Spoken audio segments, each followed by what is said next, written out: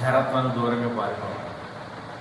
ప్రియమైన బిడ్డలారా, యోసేపు జారత్వానికి పారిపోయాడు దూరంగా. పాపము చేయజాలను, ఇంత ఘోర పాపము చేయజాలను. ఏ యోసేపు అయితే దేవుని బిడ్డలారా పరిశుద్ధులను కాపాడుకున్నాడో, పరిశుద్ధులు కలిగి ఉన్నాడో, ఆ దేశానికే దేవుడు గొప్పగా హెచ్చించాడు. యువరాజు చేశాడు. రాజు తర్వాత రాజు ఆయనే.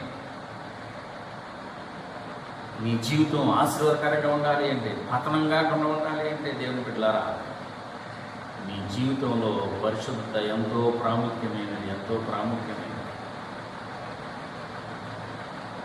ఎంతో ప్రాముఖ్యం. పరిశుద్ధంగా ఉండాలి. దేవుడు పరిశుద్ధుడే. పాపంలో ఉండటం దేవుని చిత్తం కాదు. అక్రమంలో ఉండటం దేవుని చిత్తం కాదు. అవిధేయతలో ఉండటం దేవుని చిత్తం